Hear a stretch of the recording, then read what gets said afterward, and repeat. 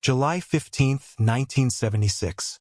It is a blistering hot summer day in Chowchilla, a small farming town in the heart of California.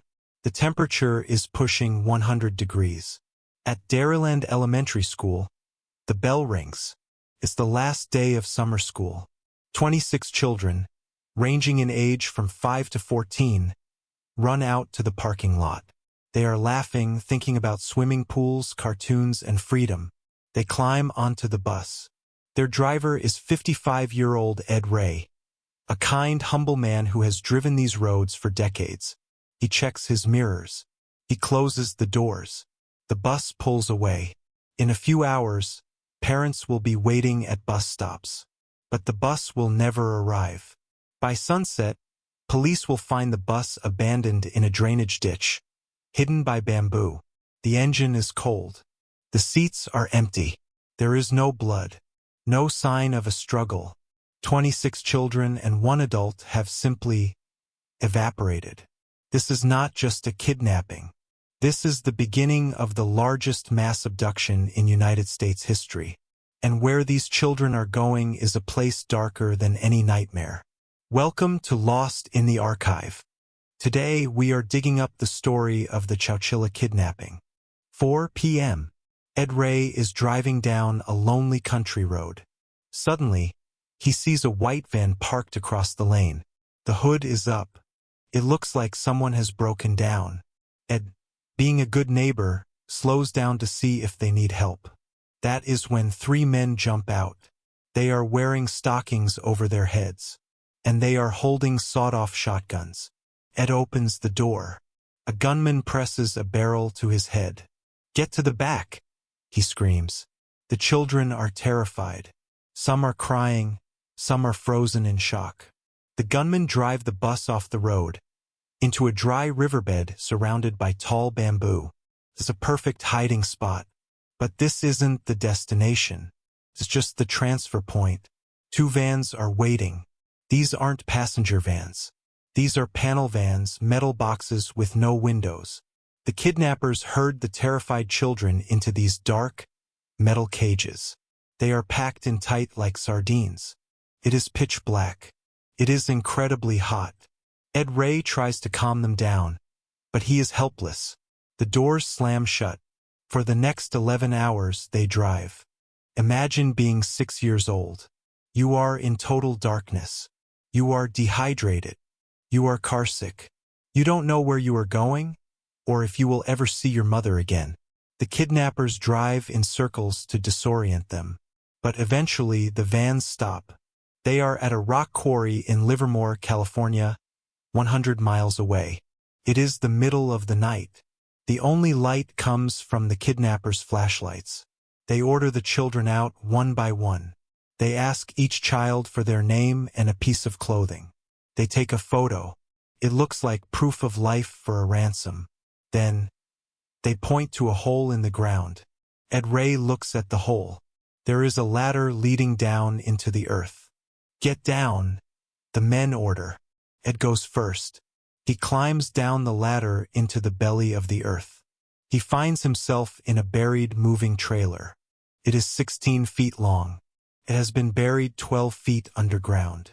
One by one, the 26 children are forced down the ladder. Once the last child is inside, the kidnappers pull up the ladder. Then, the sound that haunts the survivors to this day begins. Thud, thud, thud. It is the sound of a heavy steel plate being placed over the hole. Then the sound of dirt. Tons of dirt being shoveled onto the roof. They are not just kidnapped. They are buried alive. Inside the trailer, the situation is grim. The kidnappers have left them some mattresses, a few jugs of water, and some boxes of cereal. There are fans hooked up to car batteries for ventilation. But remember, there are 27 people in a small metal box, underground, in the middle of summer. The heat begins to rise. The air grows thick. The stench of the makeshift toilet becomes unbearable.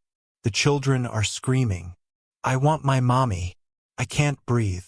Ed Ray realizes the terrifying truth. The batteries running the fans will die. And when they die, the air will run out. They are in a coffin. And the clock is ticking. Hours pass. The roof of the trailer begins to buckle under the weight of the dirt. Ed Ray knows they cannot wait for a rescue. No one knows where they are. He looks at the oldest boy, 14-year-old Mike Marshall. Mike is brave. He isn't crying. He is angry.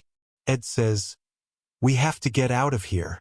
They look up at the opening where the ladder used to be. It is covered by a heavy metal lid and industrial batteries meant to weigh it down. Ed and Mike stack the mattresses as high as they can. They climb up. They push against the lid.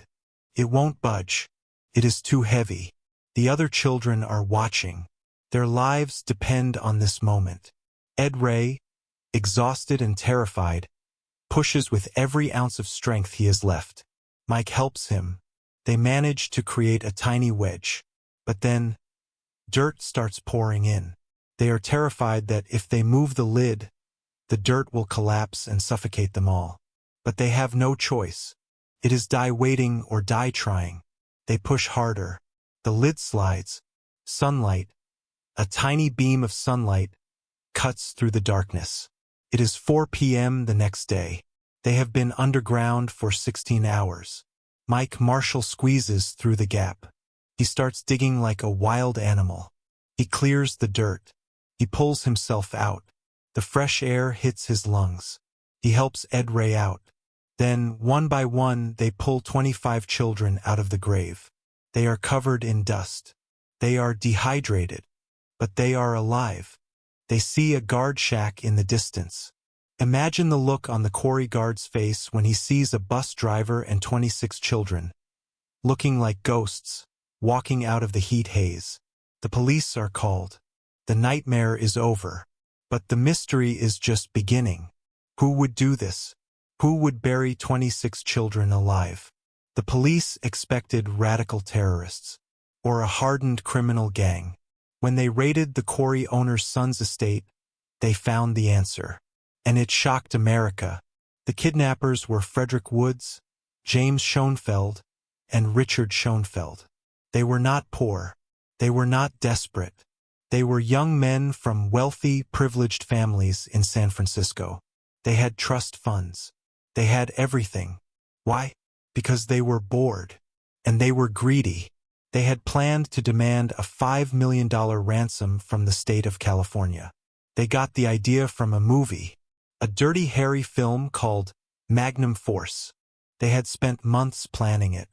They bought the vans, the bus, the trailer. They wrote a ransom note. But there was one flaw in their master plan. The phone lines at the Chowchilla police station were so jammed with calls from panicked parents and media that the kidnappers couldn't get through. They tried to call to make their demand, got a busy signal, got tired, and decided to take a nap. While they were sleeping, Ed Ray and the children were digging themselves out. The 3 men were caught. They were sentenced to life in prison. But for the children, the sentence was different. In 1976, we didn't talk about PTSD. There were no counselors waiting for them. They were told to go home and forget about it. But you don't forget being buried alive. Many of the children grew up to have nightmares, anxiety, and substance abuse issues. Some went to prison. Some lived in fear of the dark for the rest of their lives. Ed Ray, the hero, received a citation for bravery. But he was a broken man. He felt guilty that he couldn't stop the hijacking. He died in 2012, still remembering the sound of that door closing. The kidnappers? Richard Schoenfeld was paroled in 2012. James Schoenfeld was paroled in 2015. And Frederick Woods, the ringleader, the man who bought the trailer, was granted parole in 2022. They are all free men now. But the survivors of Chowchilla are still trapped in that trailer in their dreams. The Chowchilla kidnapping remains a study in human resilience and human depravity. It shows us that monsters don't always look like monsters. Sometimes they look like rich kids from the suburbs. And heroes don't always look like action stars. Sometimes a hero is just a 55-year-old bus driver who refuses to give up. Thank you for joining me in the archive. What do you think about the kidnappers being released? Do they deserve a second chance after burying children alive? Let me know in the comments below. Don't forget to like and subscribe for more Lost Files. Stay safe.